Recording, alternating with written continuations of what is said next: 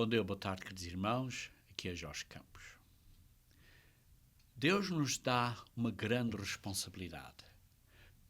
Responsabilidade de educar e treinar os filhos dele.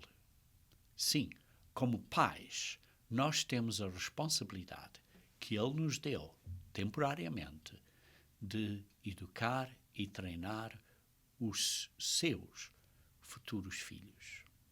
Isso é uma grande responsabilidade que nós temos. Mas, infelizmente, neste mundo, muitas pessoas são destruídas por falta de conhecimento. Se vocês olharem em Oséias, capítulo 4, Oséias, capítulo 4, no versículo 6 diz: o meu povo está sendo destruído porque lhe falta o conhecimento.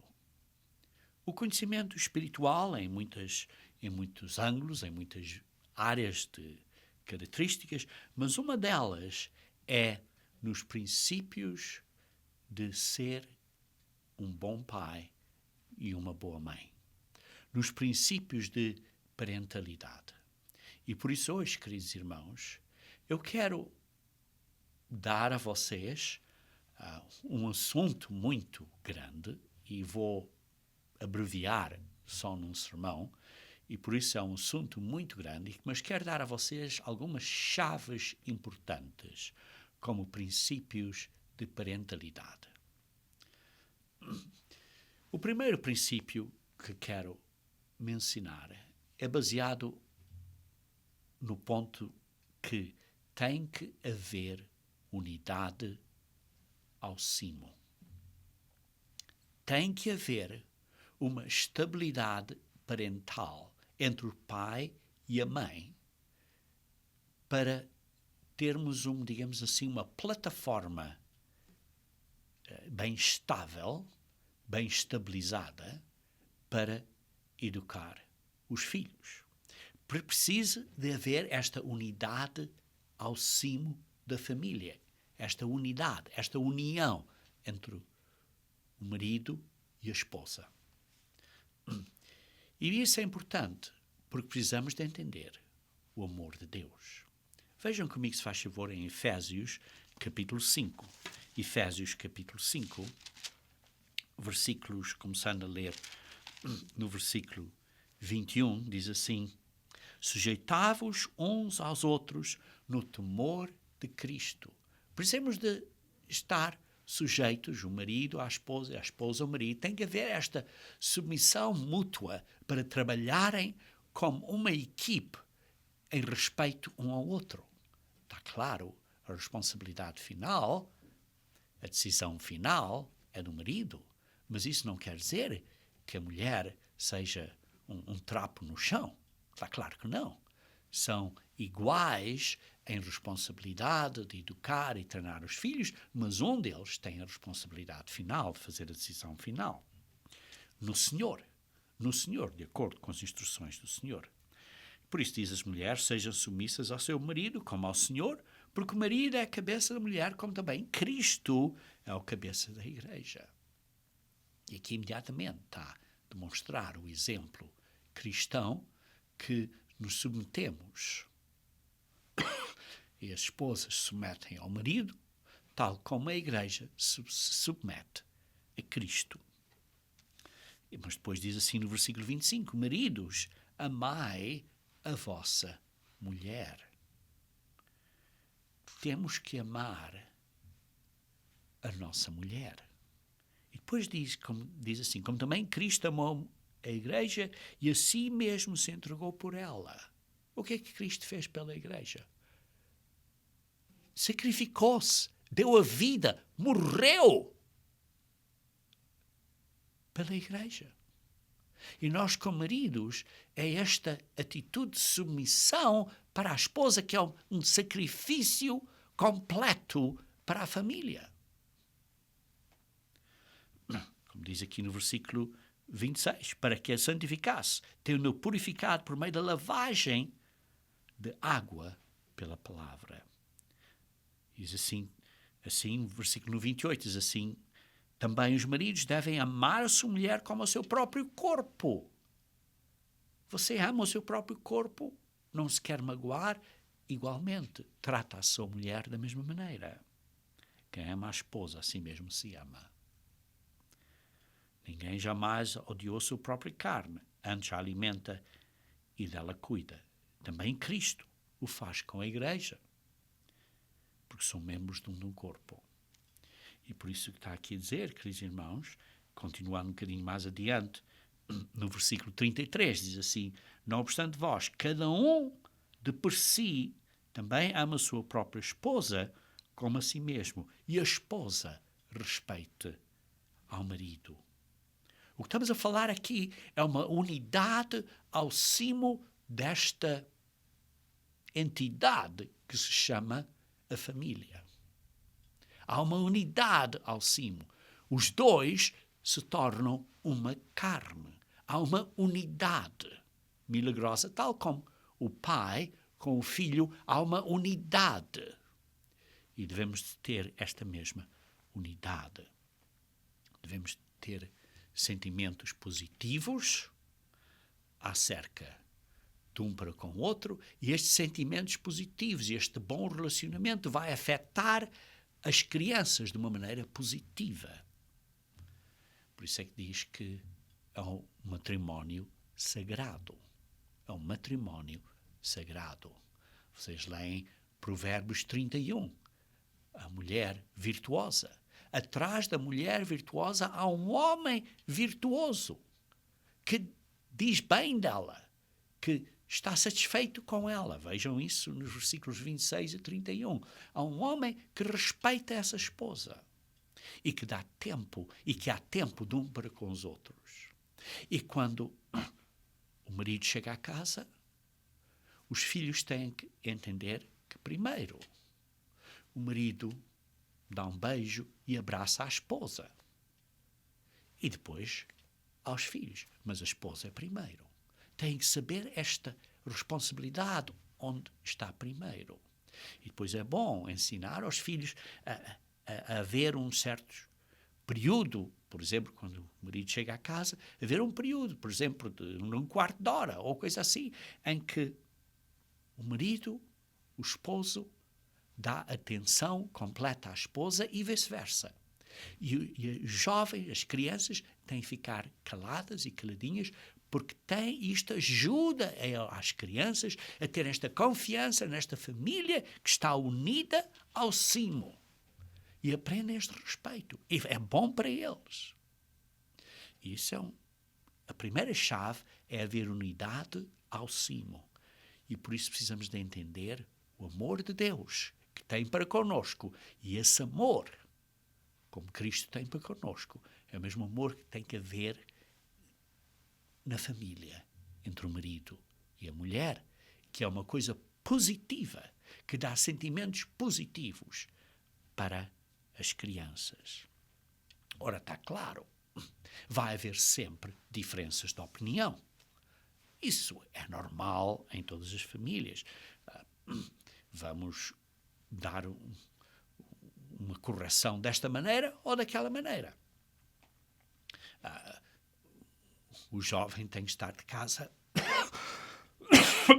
perdão, tem que estar de casa a uma certa hora ou outra hora. Às vezes o marido diz uma hora, com licença.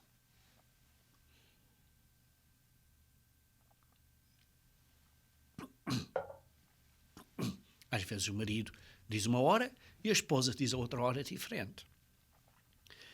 E às vezes, por isso, perdão, há certas diferenças de opinião. Mas os filhos têm que ver que sabem resolver isto de uma maneira que é boa. E isto dá um exemplo às crianças, aos jovens. Porque senão eles vão manipular a situação, vão tomar vantagem dessa situação. Mas quando os pais estão de acordo, basicamente, e chegam a acordo, perdão, as crianças vão se sentir contentes, satisfeitas, em paz. Se não houver este acordo, embora haja opiniões diferentes, mas chegam a um acordo. Se não houver este acordo entre o marido e a mulher, as crianças, os jovens vão começar a fazer as suas próprias decisões, os seus próprios julgamentos, e depois a criança vai manipular a situação. Vão usar uma coisa a favor deles, outra coisa a favor deles, e ao fim de um período vão seguir o seu próprio caminho, vão deixar a fé e então torna-se um problema. Por isso é que eu digo, tem que haver esta estabilidade ao cimo na família, um amor e uma maneira de chegarem a um acordo onde há diferenças de opinião. Um dos mandamentos da lei de Deus é: honra o teu pai e a tua mãe. Quando há esta união ao cimo, quando há esta diferenças de opiniões e eles chegam a um acordo de uma maneira que é para o bem de todos, eles estão a crescer no respeito e na honra do pai e da mãe. E lembre-se que este mandamento, o quinto mandamento, para honrar o pai e a mãe, é, digamos assim, um mandamento de ponte, porque os primeiros 4 é para pôr Deus primeiro e os outros 6 é para amor para com o próximo.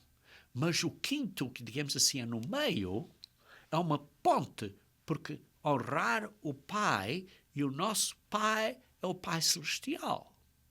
Mas ao menos mesmo princípio, conforme honram os pais físicos, estão a aprender a honrar o Pai Celestial. E por isso esse exemplo que damos como pais é muito importante para ajudar os filhos a entenderem melhor os princípios do que é um bom pai e do que é uma boa mãe, uma boa, estável igreja. Por exemplo, se o pai físico não é um bom exemplo, como é que eles vão aprender o amor do verdadeiro Pai Celestial?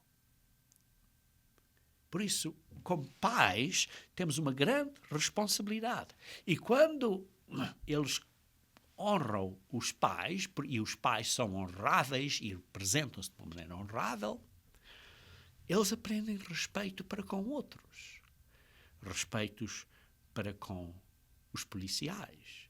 Respeito para com os professores na escola. E assim aprendem respeito para relacionamentos corretos com outras pessoas. E por isso, queridos irmãos, é muito importante termos esta atitude de resolver diferenças de opinião.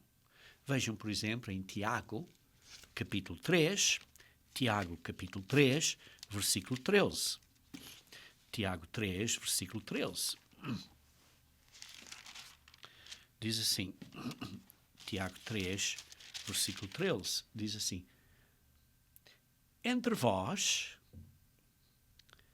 quem entre vós é sábio e inteligente, mostre em mansidão de sabedoria, mediante condigno proceder as suas obras.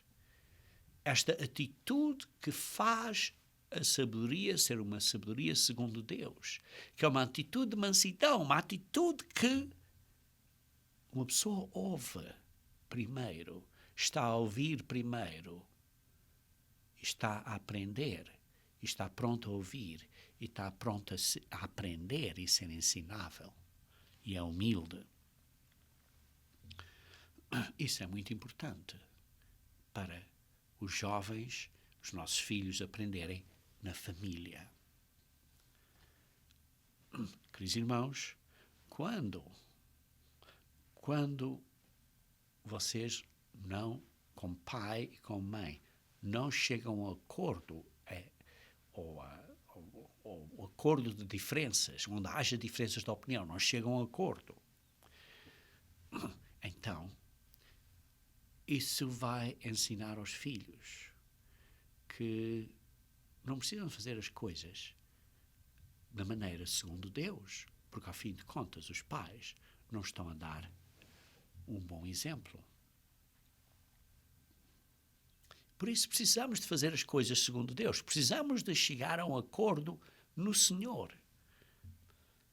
Precisamos de fazer o melhor possível, debaixo das circunstâncias. E isso é um exemplo para os filhos. Há um outro ponto importante nisto, é que quando vamos nos casar e escolher aquela pessoa com que nos vamos casar, se é uma senhora ou uma moça, para escolher o homem com que se vai casar, ou vice-versa, se é um jovem para escolher a moça com que se vai casar, é importante ter consideração que está a escolher uma pessoa que possa ter esta mesma comunhão de valores espirituais para conduzir a família. Então ele ou ela respeita e tem medo do Senhor, tem um bom caráter, é uma pessoa com compaixão, é uma pessoa que tem respeito para com os seus próprios pais, é uma pessoa que é capaz de resolver problemas, ou é uma pessoa que só quer as coisas da sua própria maneira. Se não for da minha maneira, pá, fica zangada. E por isso, como eu costumava dizer aos meus filhos, observem uma pessoa, como é que ela reage quando as coisas não acontecem exatamente da maneira que queriam que acontecesse. Como é que reage? Então, se reagir de uma maneira sábia, ou estão a reagir de uma maneira assim infantil?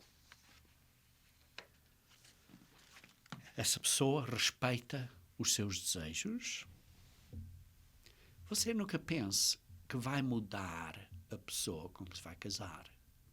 Você tem que ver isso muito bem para escolher um parceiro que seja positivo, que seja uma influência positiva consigo, para estabelecerem um lar bem estável, onde os vossos filhos possam crescer.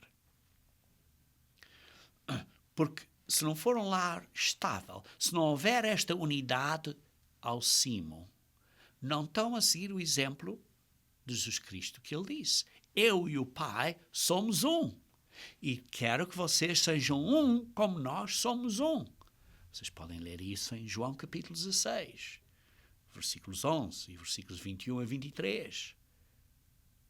O Pai e o Filho são um. Como é que podem ser um? São dois seres diferentes? Sim, mas é como o homem e a mulher se tornam uma só carne. Como é que podem ser um? Porque são duas pessoas diferentes. Mas têm que ser unidos. Esta unificação, este é um ponto de unidade, é um ponto de estarem unidos. E por isso, isso é a primeira chave de princípios de parentalidade. Como uma segunda chave, precisamos de entender que temos que aceitar a responsabilidade de ser um pai ou uma mãe. Temos que aceitar essa responsabilidade. E como esta responsabilidade começa numas coisas muito básicas. A primeira coisa é que o casamento, da maneira que Deus tinha a intenção inicialmente, é que o casamento é para a vida inteira. O casamento é até que uma das pessoas morra. É para a vida inteira. Em Mateus 19, vê-se aí um caso que vieram a Cristo fazer uma pergunta. Para pôr isto em contexto, nesse tempo da nação judaica, havia duas perspectivas duas escolas de ensino judaico. Uma era a escola de Hillel e a outra era a escola de Shammai. E tinham, digamos assim, abordamentos um pouco diferentes em certos assuntos. E num deles era acerca do casamento. E por isso, em Mateus 19, eles queriam envolver Jesus Cristo neste, digamos assim, argumento entre essas duas escolas de abordagens acerca do casamento. Então, para dar assim um pano de fundo, antes de ler esta secção de Mateus 19, vejamos então o que Moisés tinha dito em Deuteronômio 24. Em Deuteronômio 24, versículos 1 a 4. Deuteronômio 24, versículo 1 a 4.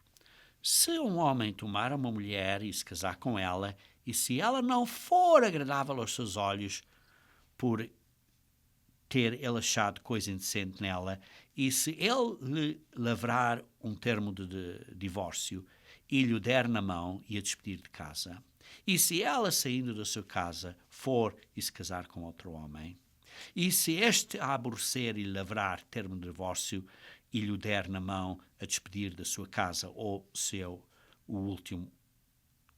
este último homem que a tomou por si por mulher vier a morrer, então o seu primeiro marido que a despediu não poderá tomar a desposá-la para que seja sua mulher depois que foi contaminada, pois é abominação perante o Senhor. Assim não farás pecar a terra que o Senhor teu Deus te dá por herança. Vemos aqui uma situação do que se passava. O que se passava é que o povo era carnal. O povo não obedecia às leis de Deus. E o povo carnal estava a fazer estas coisas que não eram a intenção de Deus. Mas então Moisés disse assim, olha, se isto acontecer, posem umas certas instruções para proteger a mulher. Ora, o que se passava é que a casa ou a escola de Shammai dizia que o homem só poderia divorciar a mulher por umas transgressões muito sérias.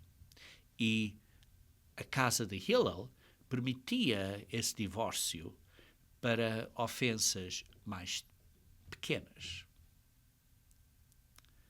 E então eles quiseram trazer Jesus Cristo para dentro deste argumento. Então vejamos aqui em Mateus capítulo 19, Mateus capítulo 19, versículo 3 a 5. E diz assim, vieram a ele alguns fariseus e os experimentavam perguntando, é lícito ao marido repudiar a sua mulher por qualquer motivo? Isto é a casa de Hillel está correta ou não? Este ensinamento destas...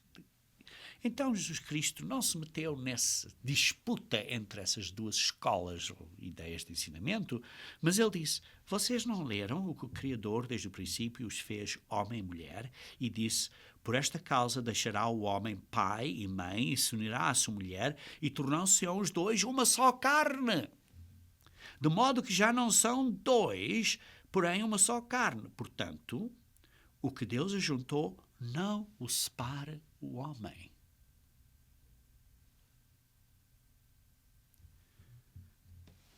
Vê-se que Jesus Cristo estava aqui a dizer, olha, a intenção original de Deus é que os dois ficavam um e nenhum homem que deve de os separar.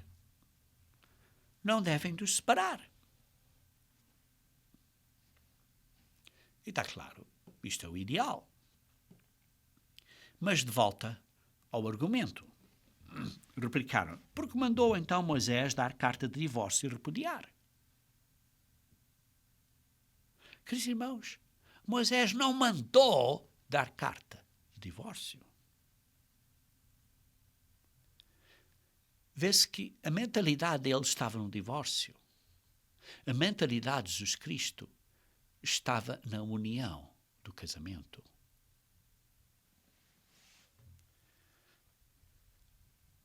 O que Moisés deu foi uma, digamos assim, relutantemente,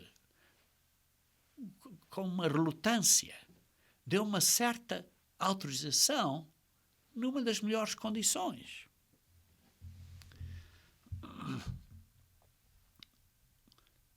A lei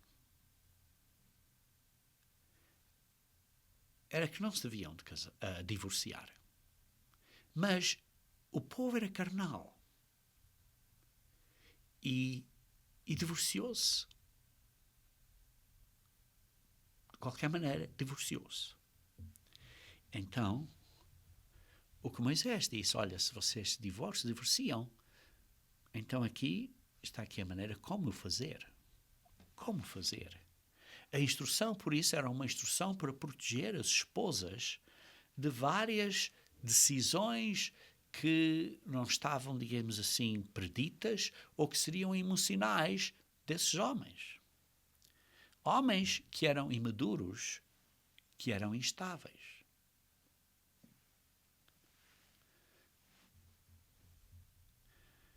Queridos irmãos, por isso Moisés permitiu algo por causa da dureza do coração desses homens. Veja o que Jesus Cristo disse aqui no versículo 7 e 8.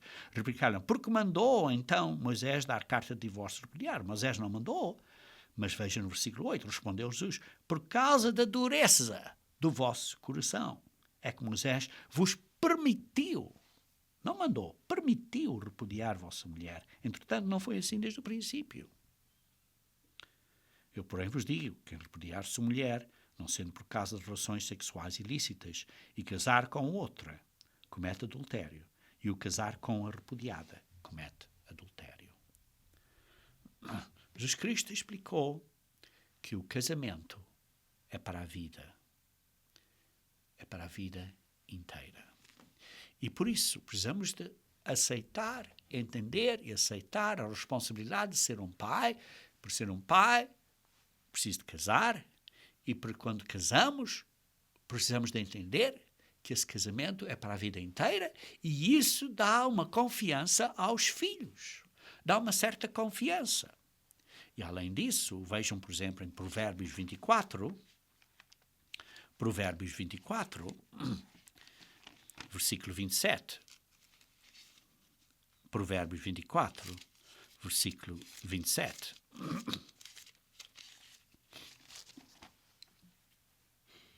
Cuida dos teus negócios lá fora, apronta a lavoura no campo e depois edifica a tua casa. Há aqui um princípio importante.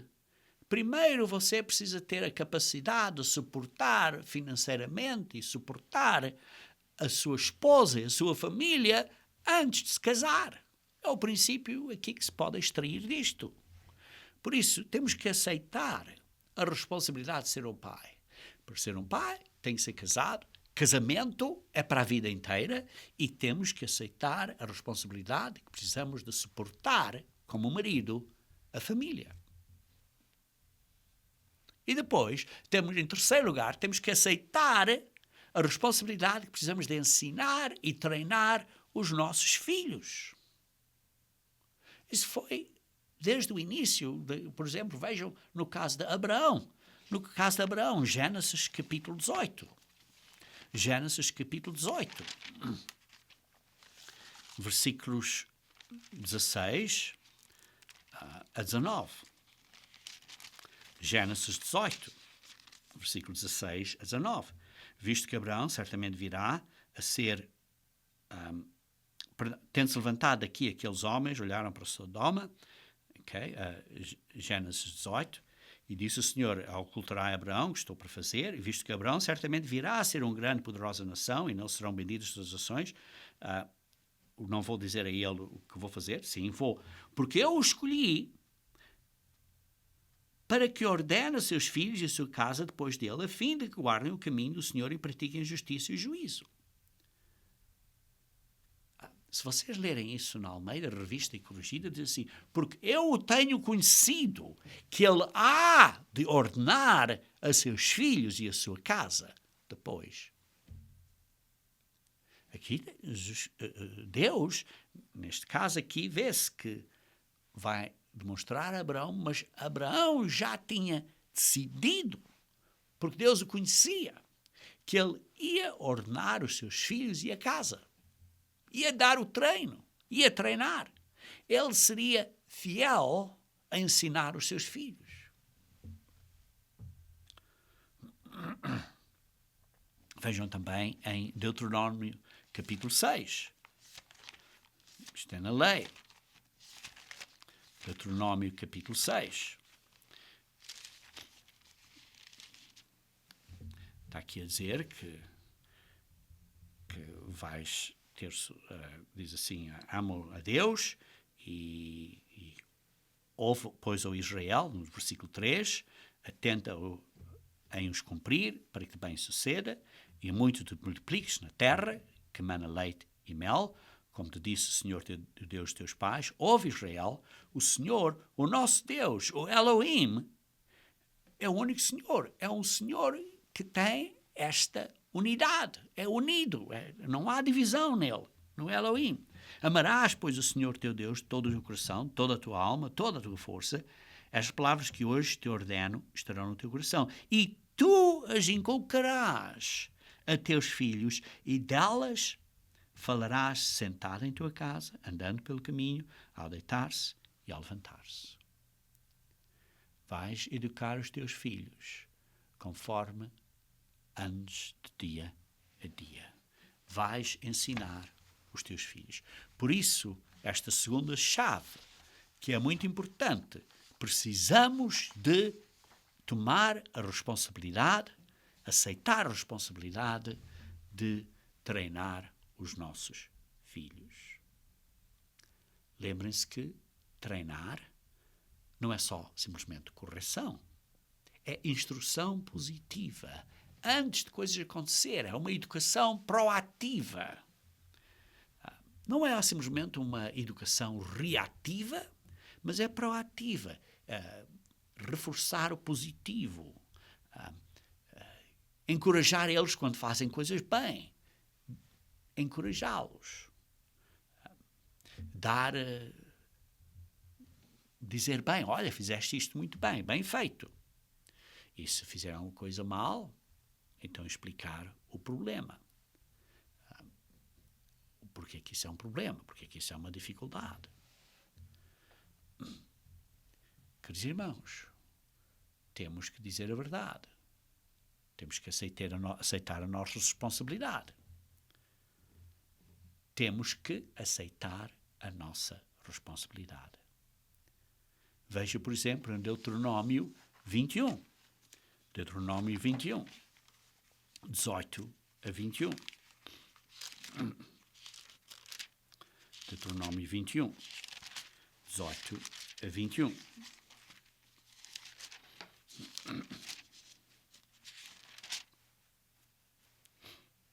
Se alguém tiver um filho contumaz e rebelde, que não obedece à voz do seu pai e de sua mãe, e ainda castigado, não lhes dá ouvidos, seu pai e sua mãe o pegarão e o levarão aos anciãos da cidade à sua porta e lhes dirão: este é o nosso filho, é rebelde e contumaz, não dá ouvidos à nossa voz, é dissoluto e beberão. Então todos os homens da cidade o apedrejarão até que morra. Queridos irmãos, é um assunto muito sério. Assunto muito sério.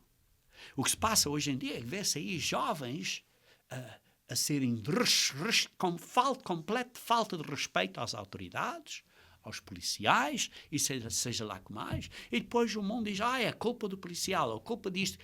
Antigamente, se fossem para a escola e desrespeitassem os professores como desrespeitam, chegavam a casa e levavam uma outra tarefa.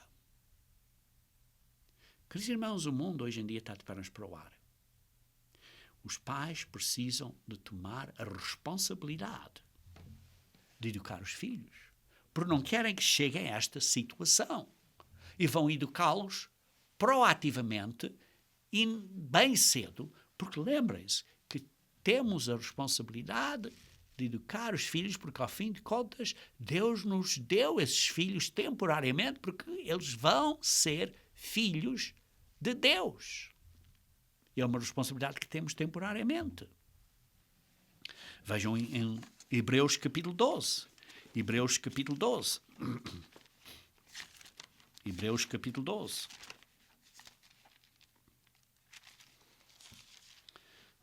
Veja, por exemplo, o versículo 5 a 11. Diz assim: E estáis esquecidos da exortação que, como a filhos, discorre convosco, filho meu. Não menosprezes a correção que vem do Senhor, nem desmaies quando por eles és reprovado, porque o Senhor corrige a quem ama e açoita a todo filho a quem a recebe. E, queridos irmãos, Ele nos deu esta responsabilidade para os nossos filhos mais pequeninos, quando estão debaixo na nossa mão. É para a disciplina que perseverais, Deus vos trata como filhos, pois que filho há que o pai não corrige? Queridos irmãos, que filho há que vocês não corrigem?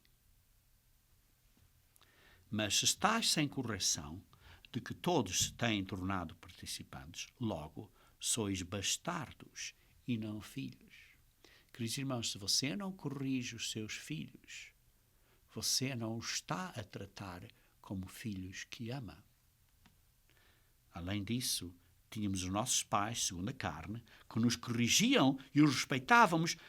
Não havemos de estar em muito maior submissão ao Pai espiritual e então viveremos? Pois eles nos corrigiam por pouco tempo, segundo melhor lhes parecia.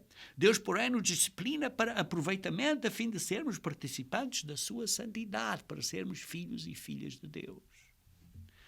Toda disciplina com efeito no momento não parece ser motivo de alegria, mas de tristeza. Ao depois, entretanto, produz fruto pacífico aos que têm sido por ela exercitados, fruto de justiça. Queridos irmãos, precisamos ter essa justiça. Vocês veem o exemplo. Vejam aqui em 1 Samuel, capítulo 2, que está aqui o sacerdote que não treinou os filhos. 1 Samuel, capítulo 2, versículo 12. 1 Samuel, capítulo 2, versículo 12. Não assumiu essa responsabilidade de treinar, educar e corrigir os filhos. Vejam no versículo 12. Então, porém, os filhos de Eli, filhos de Belial, e não se importavam com o Senhor. Depois, o costume daqueles sacerdotes, como o povo era, que oferecendo a alguém sacrifício, vinha o moço do sacerdote, estando-se cozendo a carne com um garfo de 3 dentes na mão, e metiam na caldeira, ou na panela, ou no tacho, ou na marmita, e tudo quanto o garfo tirava, o sacerdote tomava para si. Assim se fazia todo o Israel que ia ali a Siló. Também antes de se queimar a gordura, vinha o moço do sacerdote, dizia ao homem que sacrificava: dá-me essa carne para passar ao sacerdote, porém não aceitará de ti porque não aceitará de ti carne cozida, senão crua. E se o ofertante lhe respondia: queime-se primeiro a gordura e depois tomarás quando quiseres, então ele lhe dizia: não, porém hás de me dar agora, senão tomá-la-ei à força. Era, pois, muito grande o pecado destes moços perante o Senhor, porque eles desprezavam a oferta do Senhor. Vocês podem ver em Levíticos 7:34 qual era a instrução. E o problema é que o Eli não os corrigiu. Vejam, por exemplo, no versículo 22. Era, porém, Eli já muito velho, e ouvia tudo quanto os seus filhos faziam a todo Israel, e de como se deitavam com as mulheres que serviam à porta da tenda da congregação, vê-se que estavam a cometer impureza sexual, e disse-lhes: por que fazeis tais coisas? Pois de todo este povo ouço constantemente falar do vosso mau procedimento. Não, filhos meus, porque não é boa fama esta que ouço, estáis fazendo transgredir o povo do Senhor. Vê-se aqui, olha, estava a falar a eles: olha, por que estás a fazer isso? Às vezes nós dizemos, algumas pessoas dizem aos filhos, olha, por que estás a fazer isso? Não faças isso. Queridos irmãos, vê-se o que aconteceu aqui. Os filhos de Eli morreram porque desobedeceram ao Senhor. Porque Eli não os corrigiu. Devia de os ter corrigido. Porque simplesmente disse, olha, porque é que estás a fazer isto? Ou porque fazes tais coisas. Não os corrigiu. Vejam no capítulo 3, 1 Samuel, capítulo 3, versículo 12 e 13. Naquele dia suscitarei contra Eli tudo quanto tenho falado com respeito à sua casa, começarei e o cumprirei, porque já lhe disse que julgarei a sua casa para sempre pela iniquidade que ele bem conhecia, porque seus filhos se fizeram execráveis e ele os não repreendeu. Não os repreendeu. E, queridos irmãos, por isso houve grandes problemas. Queridos irmãos, primeira parte, precisamos de haver unidade entre o marido e a mulher. Segunda parte, temos que aceitar a responsabilidade de ensinar. Terceira chave principal, é que precisamos de entender que há um espírito do homem no homem. Há uma entidade espiritual no homem. Em 1 Coríntios capítulo 2 diz que, a não ser se fosse o espírito do homem, como é que você entendia as coisas do homem? 1 Coríntios capítulo 2, versículos 9 a 12.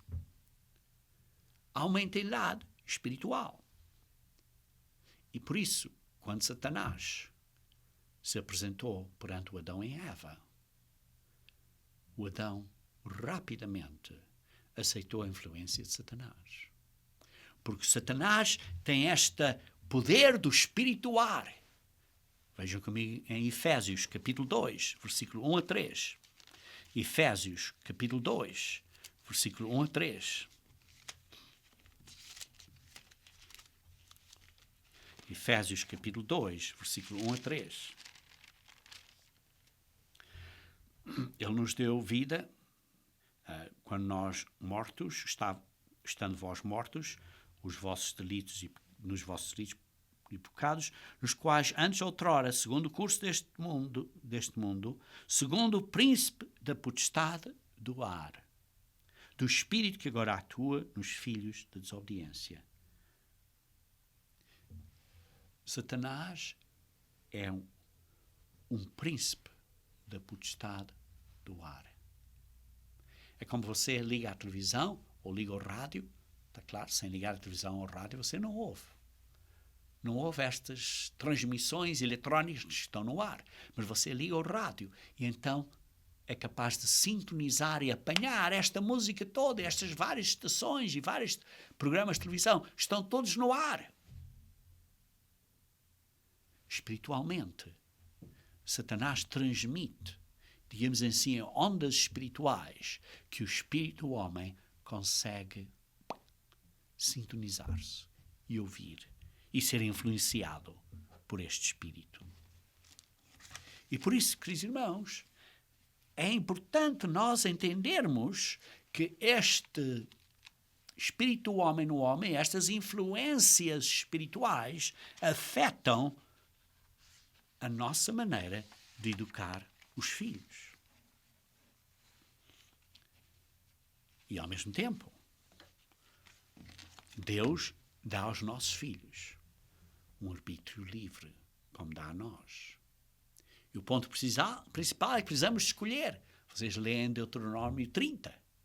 Deus vos deu vida e a morte. Vejam, por exemplo, em Deuteronômio 30. Deuteronômio 30. Versículo 15. Vê que proponho hoje a vida e o bem, a morte e o mal. E depois diz mais adiante, no versículo 19, os céus e a terra tomo hoje por testemunhos contra ti, que te propus a vida e a morte, a benção e a maldição. Escolhe, pois, a vida, para que vivas tu e a tua descendência. Queridos irmãos, precisamos de fazer uma escolha. Por isso, há influências espirituais e temos que fazer uma escolha. Temos de crescer em caráter. E temos que aprender a ter este controle sobre as nossas escolhas. E por isso, a quarta chave é que precisamos de ensinar disciplina própria, autodisciplina. Precisamos de ensinar. Vejam em Salmos 32. Salmos 32. Salmos 32, versículo 8 a 11.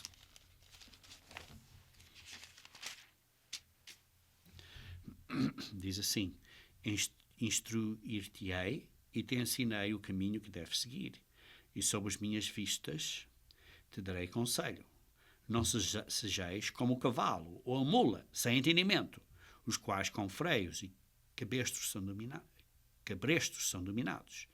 De outra sorte não te obedecem. Queridos irmãos, temos arbítrio livre. Não sejamos como os animais que têm que ser forçados, porque não podemos forçar os nossos filhos, mas temos que os ensinar, a guiar para fazerem as decisões corretas, a ensinar o caminho correto. Vejam em 2 Timóteo capítulo 4. 2 Timóteo capítulo 4. Paulo diz assim, a instruir a Timóteo. 2 Timóteo capítulo 4, versículo 2, diz assim: prega a palavra. Insta, quer seja oportuno, quer não. Corrige, repreende, exorta. Isto é, ensina, dá um ensinamento para as pessoas poderem estar convictas.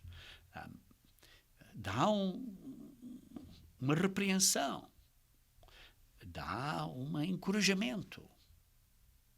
E, queridos irmãos, nós temos que começar com as crianças a ensinar a eles autodomínio, a fazerem as suas próprias decisões.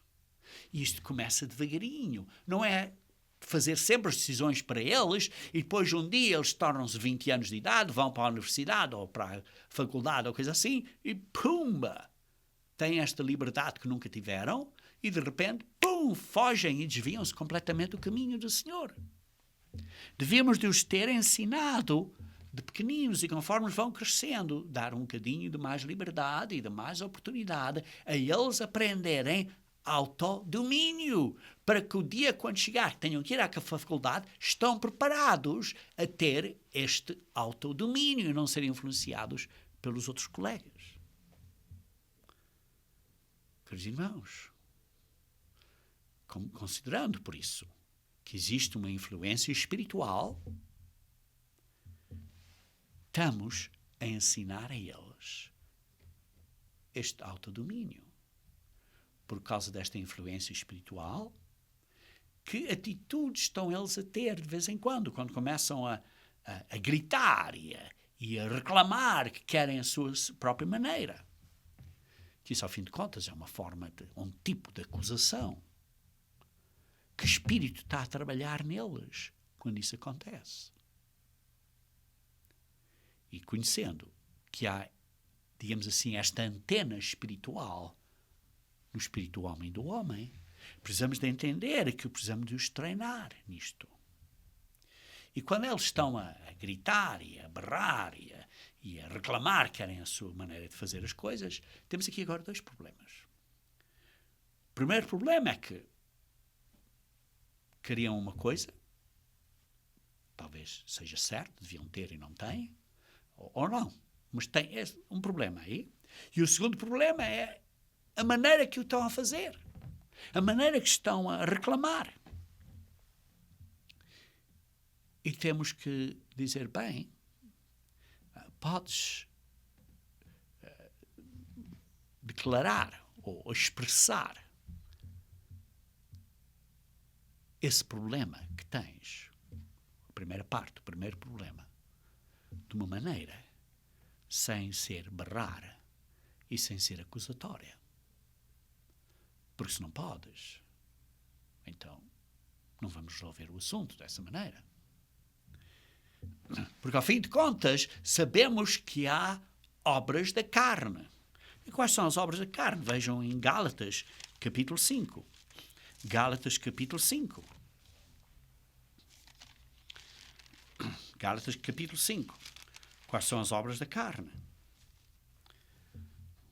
Vejam, por exemplo, começando no versículo 20, onde diz inimizades, porfias, ciúmes, iras, discórdias, dissensões, facções, invejas. Ou pondo, como diz na Bíblia, na linguagem 2, inimizades, brigas, ciumeiras, acessos de raiva, ambição egoísta, a desunião, as divisões, as invejas. E como não diz na Almeida Corrigida e Fiel, também diz homicídios. Queridos irmãos, nesta sociedade hoje em dia, há muita influência espiritual a puxar coisas nesta direção errada. Uma das influências espirituais que existe no mundo hoje em dia é dizer que o pai é aquele que está errado. Sempre dizer mal do pai. Nós temos que reconhecer que isto é um ataque espiritual ao pai, porque, ao fim de contas, está a atacar o Pai Celestial. Queridos irmãos, como serventes de Deus, temos que aprender a ter respeito a toda a autoridade. Até Jesus respeitou os romanos e toda a autoridade. E, ao fim de contas, acima de tudo, está Jesus, o Rei. E por isso, queridos irmãos, precisamos ter um treino educacional para as crianças proativo. Vocês leem Malaquias, capítulo 4, versículos 5 e 6, que o Isaías, no tempo do fim, vai ter que virar o coração dos pais para os filhos e dos filhos para os pais. Isto quer dizer, começa com os pais primeiro. Tal como em 1 João 4,19 diz, nós o amamos porque ele nos amou primeiro. A responsabilidade é do pai primeiro amar aos filhos, ter este amor, carinho, ter esta proatividade positiva, esta influência positiva, que estamos a ganhar os corações dos nossos filhos e então eles respondem. O que é que estamos a ensinar da maneira que falamos? Dizemos, por exemplo, palavras de vida, isto é, palavras de encorajamento, ou quando dizemos coisas aos nossos filhos, ou às nossas esposas, ou vice-versa, às esposas aos maridos, estamos a dar palavras de morte, palavras de desencorajamento. Pensem nisso, queridos irmãos, porque ao fim de contas nós vamos estar todos à frente do assento do julgamento de Jesus Cristo, como diz no Romanos 14:10. E por isso, temos de tomar em consideração estas chaves. A última, a quinta chave, é que há vários princípios práticos que precisamos de usar com os nossos filhos. Primeiro, entre os 3 meses e os 3 anos, entre 3 e 3 meses e 3 anos, é um período muito importante. Precisamos de ensinar a eles o significado de não toques e vem aqui. Não toques e vem aqui. É um respeito básico que pode um dia até salvar a vida deles. Às vezes podem atravessar uma estrada, vir um carro e podemos dizer não! E eles param imediatamente. Em vez de estarem a correr na estrada, param imediatamente e não são atropelados. Já vi isso. Perante filhos, perante crianças que obedeceram aos pais e assim, hoje em dia, vivem. Ou vêm aqui. Também pode proteger a vida deles. Precisamos respeitar, aprender este respeito pelos pais. Vejam aqui alguns provérbios interessantes. Alguns provérbios. Capítulo 4. Provérbios, capítulo 4. Vou simplesmente mencionar alguns provérbios para vocês meditarem, pensarem acerca deles. Provérbios, capítulo 4, versículo 20. Filho meu, atenta para as minhas palavras, aos meus ensinamentos. Inclina os teus ouvidos. Não os deixes apartar-se dos teus olhos. Guarda-os no mais íntimo do teu coração. Porque são vida para quem os acha e saúde para o seu corpo. Sobretudo o que se deve guardar, guarda o coração, porque dele procede as fontes da vida. Precisamos de ganhar o coração dos nossos filhos e ensinar a eles este respeito para tomarem conta do coração, para terem uma vida. Vejam, por exemplo, em Provérbios capítulo 6, versículo 20. Provérbios 6, versículo 20. Filho meu, guarda o mandamento do teu pai e não deixes a instrução de tua mãe. Ata-os perpetuamente no teu coração, pendura-os ao pescoço. Quando caminhares, isso te guiará. Quando deitares, te guardará. Quando acordares, falará contigo. Porque o mandamento é lâmpada e a instrução luz. E as repreensões da disciplina são o caminho da vida. Queridos irmãos, é para o bem dos nossos filhos. Vejam Provérbios capítulo 23. Provérbios 23, versículo 12. Diz assim: aplica o coração ao ensino e aos ouvidos, às palavras do conhecimento. Não retires da criança a disciplina, pois se fustigares com a vara, não morrerá. Tu a fustigarás com a vara e livrarás a sua alma do inferno. Filho meu, se o teu coração for sábio, alegrar-se-á também o meu. Queridos irmãos, isto é instrução para os jovens. Está muita boa instrução. Continuem a ler estas secções. Tem muitos pontos positivos. Entre os 3 meses e os 3 anos é um período extremamente importante. Ensinar a eles, não toques, vem aqui. Ensinar a eles estes princípios básicos para responderem, para o bem deles. Também outro princípio prático importante. Ensina a eles a falar só uma vez. Deixa o teu sim ser sim, o teu não ser não. Como diz em Mateus 5:37. Quando estamos a repetir, estamos a ensinar que a tua palavra não tem respeito. E se não respeitam a tua palavra, o que é que faz? Você acaba por levantar a sua palavra, dizer com um tom mais forte, que isso está a encorajar a eles a não responderem à primeira vez. E então o relacionamento torna-se baseado num poder, numa autoridade, em vez de ser um ensinamento acerca do que é certo e do que é errado. Também em Eclesiastes 8, versículo 11 a 13. Vejam comigo, se faz favor, Eclesiastes capítulo 8, versículo 11 a 13. Diz assim: visto como se não executa logo a sentença sobre a má obra, o coração dos filhos dos homens está inteiramente disposto a praticar o mal. Ainda que o pecador faça o mal 100 vezes e os dias se lhe prolonguem, eu sei com certeza que bem sucede aos que temem a Deus. Queridos irmãos, quando há uma correção que tem que ser executada, faz essa correção imediatamente.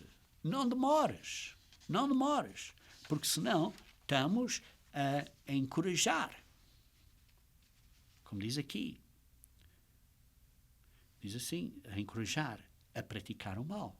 É o que lemos aqui em Eclesiastes, capítulo 8, versículo 11. Visto como, se não executa logo a sentença sobre uma obra, o coração dos filhos dos homens está inteiramente disposto a praticar o mal. Queridos irmãos, há muitos princípios que podemos ensinar. Princípios como dizer coisas com uma boa voz, com um bom tom. Por exemplo, Provérbios 16, 21 e 24. Há muitos provérbios acerca da educação dos filhos. Nós temos um guia de estudo, o casamento e a família, a dimensão perdida, que descreve em muito maior detalhe alguns destes princípios dos quais eu falei. Queridos irmãos, os princípios de parentalidade são muito importantes. Mas o ponto que começa numa boa casa.